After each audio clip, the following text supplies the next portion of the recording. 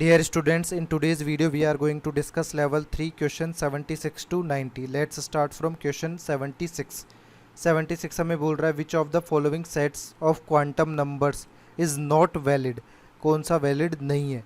तो यहाँ पर अपन पहला ऑप्शन देखते हैं जिसमें n की वैल्यू 1 दी गई है, l की वैल्यू 2 दी हुई है, which is not possible because n की वैल्यू जो भी आप लेंगे फिर l की वैल्यू हमारे पास होती है 0 to n-1. That means n की वैल्यू l से हमेशा क्या होगी? ज़्यादा होगी ऑलवेज. बट यहाँ पर हमारे पास l की वैल्यू ज़्यादा दी गई जो कि इनकरेक्ट है, तो ऑप्शन ए आंसर हो जाएगा. नेक्स्ट है which of the following set of quantum numbers is possible. तो हमारे पास n की वैल्यू यदि अपन 3 रखते हैं तो l की वैल्यू हमारे पास 0, 1, 2 हो सकती है और ml की जो वैल्यू है वो 0 आइदर +-1 या +-2 हो सकती है. तो यहाँ पर ये दिया हुआ है और स्पिन क्वांटम नंबर आइदर +½ होगा या -½ होगा. तो हमारे पास ये वाला जो है correct set of quantum numbers अपने को दिया हुआ है. ठीक है, बाकी ऑप्शंस में आप देखेंगे तो l की वैल्यू यहाँ पर n की वैल्यू जो होगी हमेशा l से ग्रेटर होगी, बट यहाँ पर ये चीज़ फॉलो नहीं हो रही है तो ये इनकरेक्ट हो जाएगा. यहाँ पर भी इक्वल टू भी नहीं होगी तो ये भी इनकरेक्ट हो जाएगा. यहाँ पर ml की जो वैल्यू होती है वो -L2 +L तक होती है, तो यदि l की वैल्यू 0 दी गई है तो ml की वैल्यू भी 0 ही हो सकती है, +2 नहीं हो सकती, तो ये भी इनकरेक्ट हो जाएगा. ठीक है, नेक्स्ट है 78. The frequency of one of the lines in Paschen series. Paschen series में क्या होता है हमारे पास कि हायर एनर्जी से आप n=3 सेल में ट्रांजिशन करें. तो हमारे पास इसके लिए बोला गया है कि किसी पर्टिकुलर लाइन के लिए जो फ्रिक्वेंसी दी गई है वो 2.340 × 10⁻14 हर्ट्ज है. The quantum numbers n2 which produces this transition. That means n1 हमारे पास 3 है और n2 अपने को याद करना है जिस ट्रांजिशन के लिए अपने पास फ्रिक्वेंसी ये आ रही हो. तो अपना जो वेव नंबर होता है म्यू बार या 1/λ का फॉर्मूला होता है वो होता है RH 1/n1² - 1/n2². ठीक है, अब जो म्यू बार होता है हमारे पास वो 1/λ हो जाएगा. ठीक है, और यदि आप फ्रीक्वेंसी म्यू के लिए देखें तो ये होता है c/λ. तो यहाँ से अपन निकालें 1/λ का एक्सप्रेशन तो ये हो जाएगा μ/c. तो यहाँ पर म्यू बार हमारे पास क्या हो जाएगा μ/c. तो इसी 1/λ को अपन यहाँ पर म्यू लिख दें तो यहाँ पर c RH 1/n1² - 1/n2². और म्यू यहाँ पर क्या है? फ्रीक्वेंसी है. तो हमारे पास फॉर पास्चन सीरीज लाइमन बामर और पास्चन फिर हमारे पास n1 जो हो जाएगा वो फिक्स हो जाएगा 3. तो यहाँ पर फ्रीक्वेंसी अपने पास दी हुई है, कितनी वैल्यू दी हुई है 2.340 × 10⁻14 हर्ट्ज. सी की वैल्यू वेलोसिटी ऑफ लाइट यानी 3.83 × 10⁸. RH रिडबर्ग कांस्टेंट है, इसकी वैल्यू होती है अपने पास 1.097 × 10⁷ पर मीटर. ठीक है, ये पर मीटर में, यहाँ पर ये मीटर पर सेकंड में, और 1/n1² और 1/n2² करेंगे तो 1/3² - 1/n2². अब आप इसको सॉल्व करेंगे तो हमारे पास 1/3² - 1/n2². इसको सॉल्व करने पे वैल्यू आ जाएगी 0.071. तो 1/n2² हमारे पास हो जाएगा 1/9 - 0.071. तो यहाँ पर कैलकुलेट करोगे आप 0.111 - 0.071. ठीक है, तो यहाँ पर ये वैल्यू इस तरह से, सॉरी यहाँ पर मैंने 0.071. इसको सॉल्व करेंगे तो यहाँ पर ये वैल्यू आ जाएगी 0.04. तो n2² जो हो जाएगा हमारे पास वो आ जाएगा 25. तो इससे n2 हमारे पास आ जाएगा 5. तो 5 से 2 में यदि आप ट्रांजिशन करेंगे तो इस फ्रीक्वेंसी का ऑब्टेन्ड होगा. तो हमारा आंसर क्या हो जाएगा यहाँ पर? ऑप्शन बी हमारा करेक्ट आंसर हो जाएगा. नेक्स्ट क्वेश्चन है 79. The third line in Balmer series corresponds to an electronic transition between which Bohr orbits in hydrogen. तो हाइड्रोजन एटम में अपन बामर सीरीज़ के लिए बात कर रहे हैं. बामर सीरीज़ के लिए यानी n1 हमारे पास 2 हो जाएगा. तो हमारे पास n1 आपने 2 रखा और हायर एनर्जी ऑर्बिटल हमारे पास क्या हो सकता है 3, 4, 5 ये सब हो सकते हैं. तो यहाँ पर 4 हो गया, यहाँ पर 5 हो गया.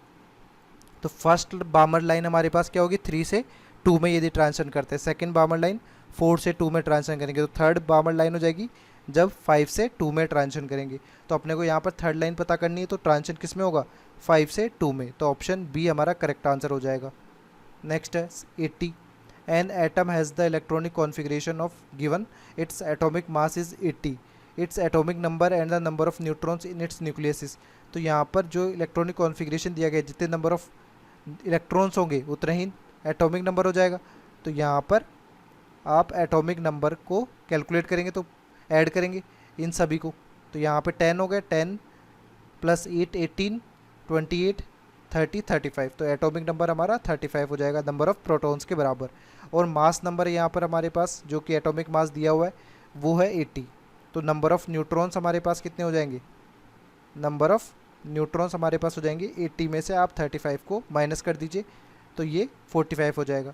तो 35 हमारे पास क्या है, एटॉमिक नंबर और नंबर ऑफ़ प्रोटॉन्स।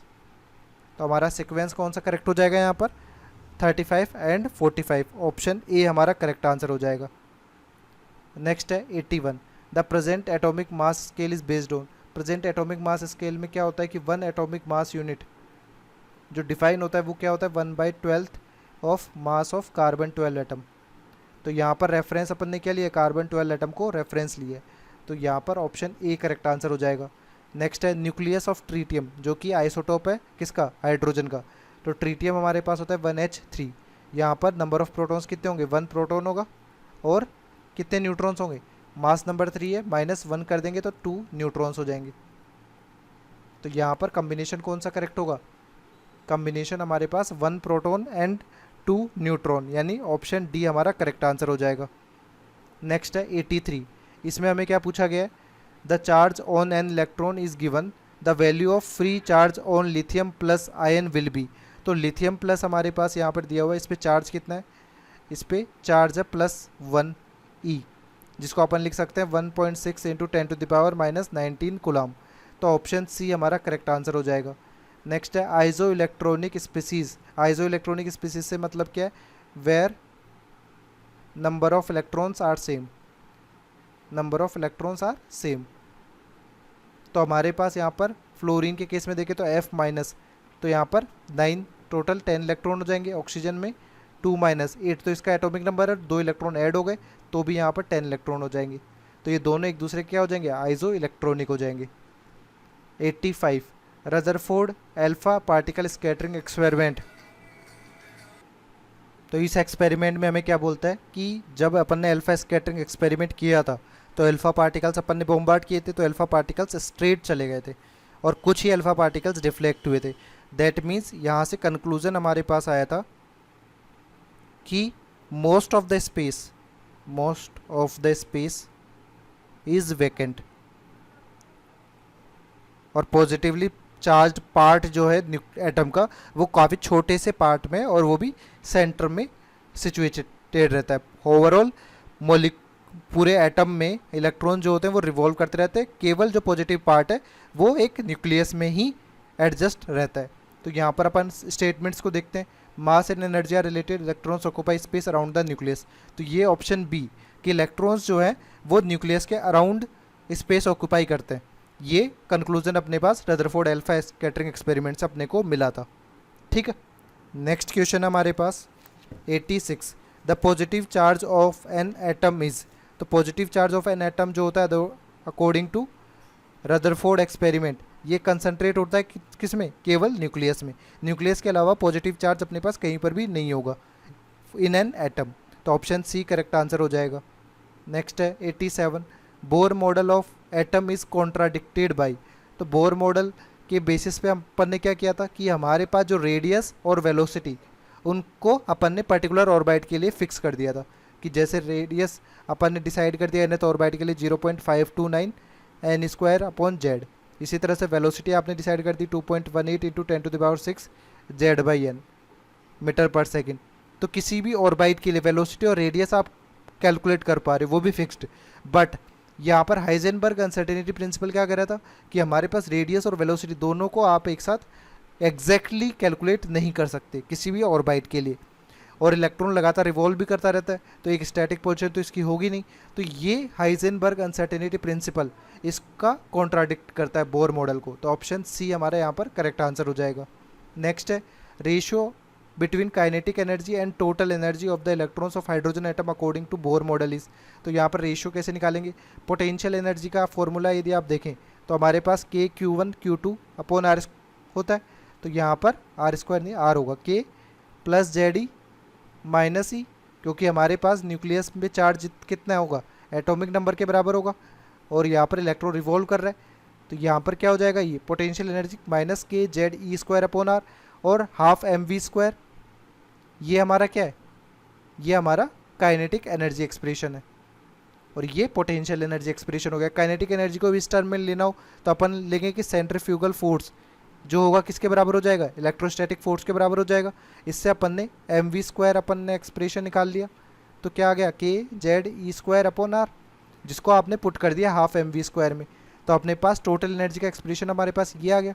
अब जब काइनेटिक एनर्जी और टोटल एनर्जी को आप डिवाइड करेंगे दोनों एक्सप्रेशन को, तो -1 वैल्यू आ जाएगी, तो ये रेशियो हमारे पास हो जाएगा। तो कौन सा ऑप्शन यहाँ पर करेक्ट होगा, 1:-1 कि हमारे पास ये वाला रेशियो आ जाएगा काइनेटिक एनर्जी और टोटल एनर्जी का, तो ऑप्शन सी करेक्ट आंसर है। नेक्स्ट है 89, which quantum number is not related with Schrodinger wave equation. Schrodinger wave equation से अपन एन एल एम को कैलकुलेट कर सकते हैं, यानी प्रिंसिपल, एजीमुथल और magnetic quantum number, only spin quantum number इससे कैलकुलेट नहीं हो सकती, तो ऑप्शन डी करेक्ट आंसर हो जाएगा।